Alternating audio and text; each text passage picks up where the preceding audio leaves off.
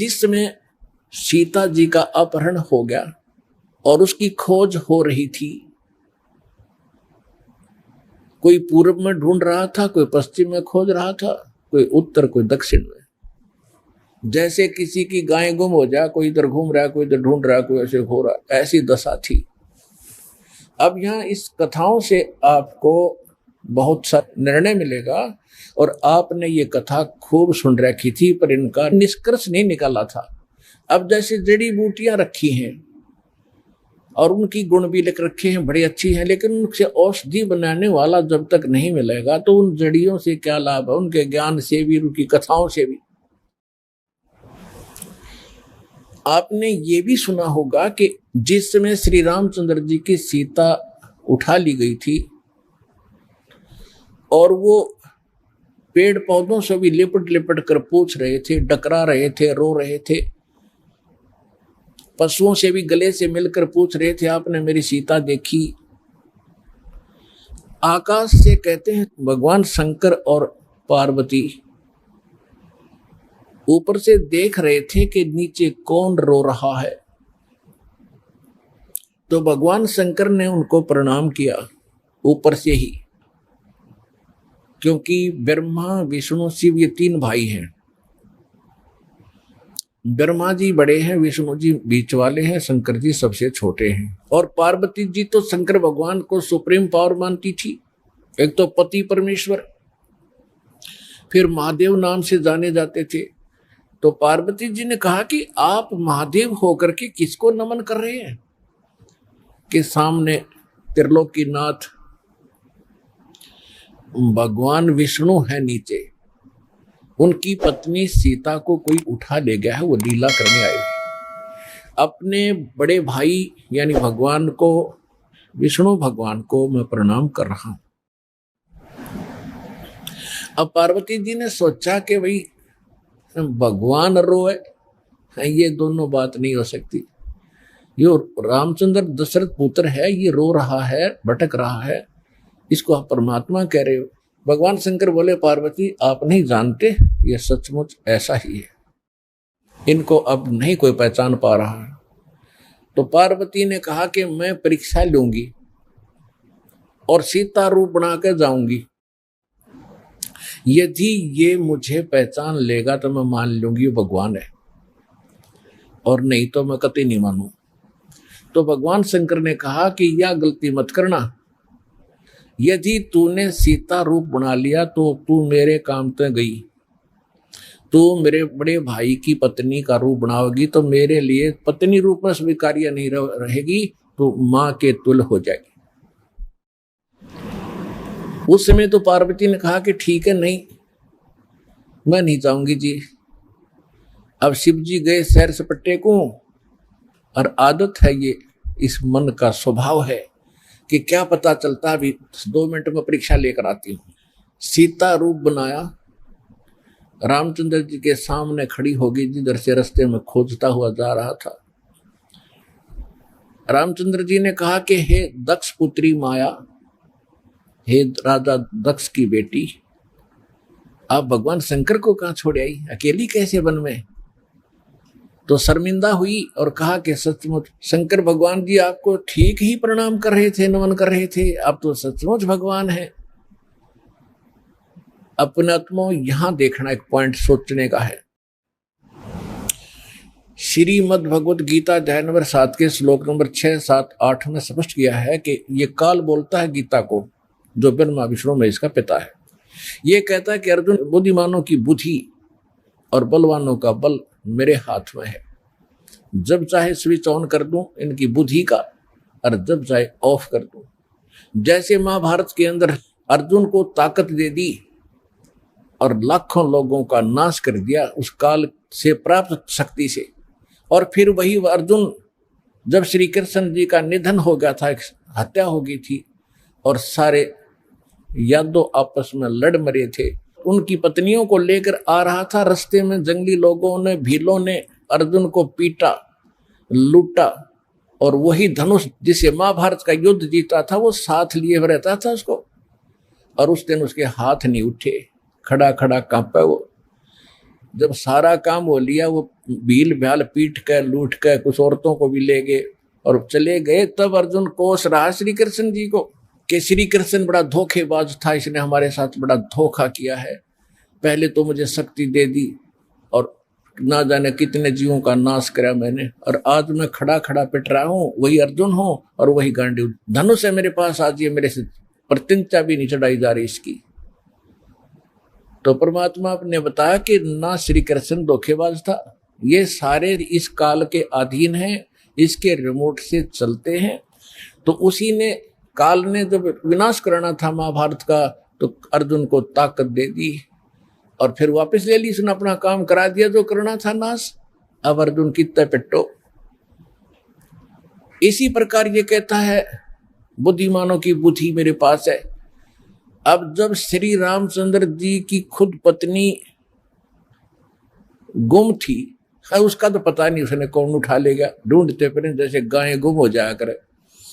हर वह पार्वती पिछाड़ दी, तू तो पार्वती है सीता नहीं है, तो वहां उसकी ऑन कर दी और फिर ऑफ कर दी, खा धक्के। अब क्या होता है, अब हनुमान जी ने छलांग लगाई, एक सिद्धि है जो आकाश में उड़ जाने की प्राप्त हो जाती है। आकाश मार्ग से जाके वो लंका में प्रवेश हुआ हनुमान जी। उनको कुछ आभास हो गया था, किसी जटायु नाम के एक पक्षी ने बता दिया था कि लंका का राजा रावण उठा कर ले गया, इसलिए वहां जाने की और किसी में हिम्मत नहीं थी। सूरवीर बलवान थे, हनुमान जी ने कहा कि मैं जाऊंगा तो कुछ ऐसी निशानी दो मुझे ताकि मुझे पहचान सके कि मैं ऐरा गहरा व्यक्ति नहीं हूं, मुझ पर विश्वास करे माता। तो कहते हैं रामचंद्र जी ने अपनी छाप दे दी, अंगूठी निकाल के उस पर नाम लिखा था उनका, और उसको सीता खूब पहचानती थी। उधर से सीता को घना दुखी कर ही रखा था, सता रखा था रावण ने, एक नौलखे बाग में छोड़ रखा था और उससे रोजाना यातना दिलाता था और अपनी पत्नी बनने की स्वीकृति वो उससे करवाना चाहता था, वो उसने स्वीकार नहीं की। और रावण को एक श्राप लगा हुआ था कि तू कभी किसी औरत के साथ बलात् नहीं कर सकेगा, स्वेच्छा से कोई संपर्क हो तो वो अलग बात है, लेकिन तू किसी का ऐसे जबरदस्ती नहीं कर पाएगा, नहीं तो गल जाएगा तू। इस डर से वो जबरदस्ती नहीं कर पा रहा था और उधर से उसको पीड़ित कर रहा था कि स्वयं यश कर दे, लेकिन वो सीता ने नहीं किया था। एक वृक्ष के नीचे बैठी थी और अपने कर्मों को कोस रही थी। छोटा सा रूप बनाकर एक बंदर का हनुमान जी उसी वृक्ष के ऊपर बैठ गए थे। यातना देने के लिए औरतें आई थी तो भी उसने देखा था। जब वो चली गई उसके बाद फिर हनुमान जी ने ऊपर से वह अंगूठी डाल दी, वो तो राजदूत बनकर गए थे। जब अंगूठी देखी सीता ने तो आपने कथाएं खूब सुन रखी हैं, ज्यादा ना सुनाऊंगा, तो उसने सोचा कि ये बंदर अंगूठी उठा कर लाया तो मेरे पति की मृत्यु होगी। तो उसने पूछा, तो फिर वो नीचे आया, अपना थोड़ा ठीक सा रूप बना के खड़े हो गए और कहा, माता मैं ऐसे ऐसे रामचंद्र जी ने भेजा हूं और ये कहानी है। अब कहने का भाव ये है कि वो जो कुछ भी उसने उद्मस्ताया हो तो आपने पता ही है, हनुमान जी ने नौलखा बाग भी उजाड़ दिया उसका और सारा कुछ कर दिया। क्योंकि आज कथा का विषय कुछ अन्य है, इसलिए यहाँ लंबा प्रकरण नहीं करूंगा।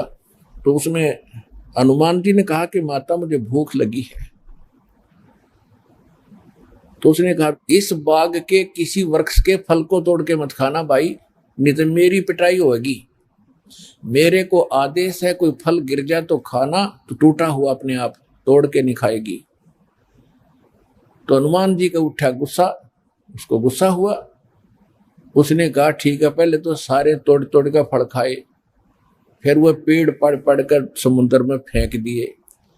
उनको पता चला तो युद्ध हुआ, अपने पता ही है काफी, फिर लंका लुंका भी फूक फाक थोड़ी बहुत जला का आ गया। और उसमें क्या कहा कि माता जी तो आप मुझे कोई ऐसी निशानी दो जिस निशानी को मैं श्री राम को दिखाऊं और वो विश्वास कर सके हाँ सीता जी की है, खोज पक्की होगी। क्योंकि इतना समुद्र को पार करके आना है, वैसे नहीं आएंगे वो। तो सीता ने अपना एक कंगन निकाल के दे दिया, कंगन हाथ में जो पैर रखा था सोने का, और कहा भाई इस चूड़ी को दिखा देना, वो खूब समझ जाएगी। अब वो कंगन लेकर हनुमान जी ने फिर छलांग लगाई। उस दिन वो ऐसे स्थान पर आके उतरा जहां पर एक ऋषि की कुटिया थी। वो ऋषि कौन थे? मुनिंद्र ऋषि स्वयं परमेश्वर थे। वहां सुंदर बाग लगा हुआ था, कुछ क्षेत्र में एक सुंदर सरोवर भरा था जल का। तो सुबह सुबह का समय था। हनुमान जी ने सोचा कि बहुत मनोरम स्थान है और यहाँ कुछ स्नान करूंगा, सामने बाग सुंदर फलों से लदबद है, आहार करूंगा और फिर ऋषि जी भी साथ में है, इनके दर्शन करूंगा, पहले स्नान कर लेता। अब जो कंगन वो लाया था उसको रख दिया पत्थर पे और स्नान करने के लिए प्रवेश किया सरोवर में। अब उन्होंने जो ही स्नान करने की चेष्टा की, लेकिन एक दृष्टि थी ऐसी कंगन पे कि जय ये कंगन गुम हो गया, कोई जानवर पक्षी उठा ले गया तो मेरी सारी मेहनत व्यर्थ जाएगी, सब परिश्रम व्यर्थ होगा। इसलिए नहा रहा था पर नजर था जैसे सर्प का मणि के ऊपर रहती है ओस चाटते समय, तो इसी प्रकार नहा रहा था, दृष्टि कंगन पे। इतने में एक बंदर आया, दौड़ा दौड़ा और कंगन उठाकर भाग लिया। आगे आगे बंदर, पीछे पीछे हनुमान। उस ऋषि के आश्रम में बंदर प्रवेश कर गया। बाहर आंगन में एक घड़ा रखा था, अच्छा बड़ा घड़ा। बंदर दौड़ता दौड़ता घड़े में कंगन डालकर आगे भाग गया। अब सुख की सांस ली कि कोई बात नहीं, ये समुद्र में डाल देता तो बातें बिगड़ जाती, घड़े में डाल दिया। फिर धीरे धीरे चले हनुमान जी। पहले घड़े में देखा उसने, ऋषि को तो पीछे प्रणाम करना था, तो घड़े में क्या देखा कि घड़े के अंदर ऐसे ऐसे कंगन हजारों की संख्या में पड़े, सेम टू सेम। अब उसने सोचा भाई मैंने तो इतनी पहचान नहीं, भाई कंगन कौन सा है। और श्री रामचंद्र जी तो सारा जानते हैं, उनके कंगन के ऊपर सारी निशानियों को पहचानेंगे, और मैं कोई गलती से दूसरा उठा ले गया तो वो मानेंगे नहीं। इसलिए वो ऋषि जी के चरणों में प्रणाम किया। परमात्मा ने मुनिंद्र रूप में बैठे थे, पूछा कि पहलवान कैसे आए। हनुमान जी ने कहा कि ऋषि जी आप कौन सी दुनिया में रहते हो। मुनिंद्र जी ने कहा क्या बात है, मैं तो इसी पृथ्वी धरातल पर ही तो रहता हूं, कि आपको नहीं पता आज श्री राम के ऊपर कैसी आपत्ति आई है, ऐसे ऐसे उसकी पत्नी गुम हो गई थी, माता की खोज करके मैं आया हूं।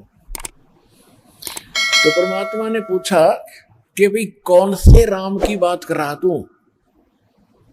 वो कहता है अच्छा कमाल करते हो ऋषि जी, आपको यही नहीं पता राम कौन है। परमात्मा ने कहा बताओ तो श्री, के दशरथ पुत्र श्री रामचंद्र जी, उनका वनवास हुआ था, ऐसे ऐसे सीता उठा ली थी और आज मैं खोज करके आया हूं ऋषि जी। परमात्मा बोले कि ऐसे ऐसे 30 करोड़ राम हो लिए तेरे, और तेरे जैसे हनुमान यही लीला करते रहे। तो हनुमान जी ने सोचा कि ऋषि के साथ ज्यादा बहस करना उचित नहीं और अपना काम करूं और चलूं। कहने लगे ऋषि जी और बात छोड़ो आप, कि मेरे सामने एक समस्या आ गई है कि ऐसे ऐसे मैं कंगन लाया था माता के हाथ का, और वो कंगन मैं स्नान कर रहा था, बंदर ने उठा के आपके घड़े में डाल दिया। तो परमात्मा बोले ले जा कंगन भाई, जा फिर अपना कर काम, जाओ हनुमान जी ले जाओ कंगन, निकाल ले जाओ, करो जो तूने करना। कहने लगे जी समस्या ये है कि इसमें और भी बहुत से कंगन पड़े हैं और इन कंगनों में पहचान नहीं कर पा रहा हूं मैं, मेरा वो भगवान सीता जी वाला कौन सा है। परमात्मा बोले रे भले आदमी तुम लाने वाला और तुझे पता नहीं तो मैं क्या बताऊं, फिर खोज ले कौन सा है तेरा। तो चिंतित हो गया कि भगवान दया करो। परमात्मा बोले कि जौन सा चाहे वो उठा ले जा और सेम टू सेम पाओगे, इसमें कोई दिक्कत नहीं। कैसे कैसे फिर ये कंगन आए कहां से आपके पास, कि अब सुन मैं कथा सुनाऊंगा तेरे को। जैसे ये रामचंद्र जो आत्मा है ये विष्णु जी की आत्मा है। ऐसे ऐसे न जाने कितनी बार धक्के खा लिए इसने, कितनी बार जन्म लिया, कितनी बार मर लिया। तो प्रत्येक त्रेता युग में ये ऐसा ही होता है। और मैं यहीं बैठा हूं जब का, मेरी तो बहुत युगों की आयु है, मैं यहां बैठा हूं। पहले इन बातों पर किसी को अविश्वास नहीं होता था। तो हनुमान जी से बताया कि तेरे जैसी आत्मा हनुमान ना जाने कितने बन करा लिए और कितने ये ऐसे कंगन ले लेकर आए हैं। इसी प्रकार वो बंदर उठाकर इसमें डालता रहा है। तो हनुमान जी ने पूछा कि हे ऋषिवर, मान लिया आपकी बात, जो कंगन लेकर हनुमान आता होगा तो वो कंगन तो लेकर भी जाता होगा। कहाँ लेकर जाता है? इस घड़े में मेरी आशीर्वाद से ऐसी पावर है कि डुप्लीकेट कॉपी तुरंत बना देता है, एज इट इज, 1 के 2 कर देता है। और नहीं विश्वास है तो ले ये कटोरा उठा के कोई दिया, ले इसमें डाल के देख ले। हनुमान जी ने कटोरी उठा कर उसमें डाली, तुरंत 2 होगी, 1 जैसी। अब वो दोनों को देख रहा कि सचमुच ठीक है। तब हनुमान जी को कुछ विश्वास हुआ कि संत नहीं, ये कोई और ही महापुरुष हैं, बड़े सिद्धि युक्त हैं और सारी कथा को सही जानने वाले हैं। लेकिन कहा महाराज मैं आपकी बात से सहमत हूं, होगा कोई और भगवान, पर अब मुझे समय नहीं आपकी सारी बात सुनने का, क्योंकि मैं परमार्थ के काम में लगा हूं। परमात्मा बोले भाई ठीक है, ले जाए, कोई कंगन निकाल ले जाए बेटा, सारे एक जैसे मिलेंगे। वो उठा कर ले गए कंगन को। लेकिन हनुमान जी को फिर भी विश्वास नहीं हो रहा था। जब श्री रामचंद्र जी को दिखा दिया और रामचंद्र जी ने ओके कर दिया, जब हनुमान जी को संतोष हुआ कि 3100 की 100 सत बात हो, वो उधर से वो ऋषि की घटना भी नहीं भूल पा रहा था, उधर से फिर युद्ध भी शुरू होना था। कहने का भाव ये है, बात फाइनल होगी कि सीता वहां है, सारे लक्षण बता दिए और वो कंगन को देखकर रामचंद्र जी को विश्वास हुआ।